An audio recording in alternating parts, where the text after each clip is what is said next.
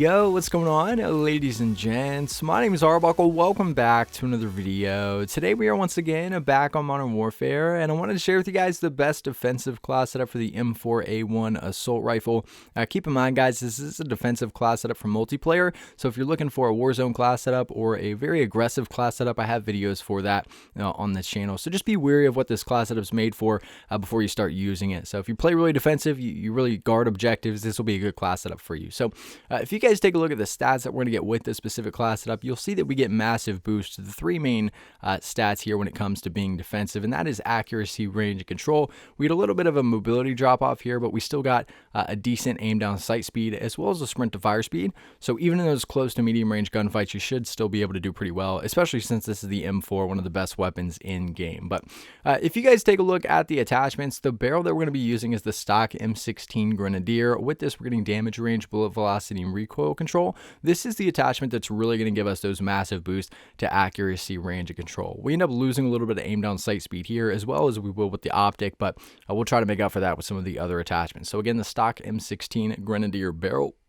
We're not going to be using a laser. Again, this is defensive, so having a laser is pretty much pointless and a waste of an attachment slot. The optic that we're using is the GI Mini Reflex. Now, like I say in most of my videos, the optic is personal preference.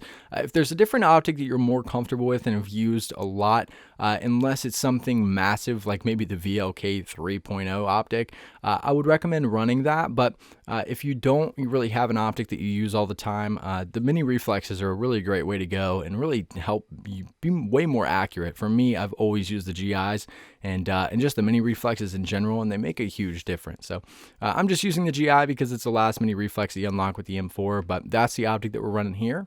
The stock that we're using is the M16 stock. So we're using the M16 stock to give us aiming stability. With this, we're getting a nice boost to accuracy and control. Again, we lose a little bit of mobility here, which isn't that big of a deal since we are playing really defensive with this thing. The underbarrel that we're using is the Commando foregrip. With this, we're getting recoil stabilization and aiming stability. Like I say in these defensive class setup videos, recoil stabilization is what I think is the most important pro, since obviously most of our gunfights are long range. Recoil can be an issue with that. So having that stabilization on here is a really nice thing to use, giving us a nice boost to accuracy, range, and control. So again, the Commando foregrip underbarrel. We're not running any extra ammunition, not necessary. M4, one of the best weapons in the game, so we're going to keep that off. And last but not least, the rear grip that we're going to use is stippled grip tape. This is going to help us a little bit with mobility since we've already lost a ton. It's going to improve our aim down sight speed a little bit to keep from losing that too much, and give us a sprint to fire speed pro, which is always a nice thing to have, especially if you still run into those situations with a close quarters gunfight. But I'll give you guys one last look at all the stats and attachments that come with this specific class setup.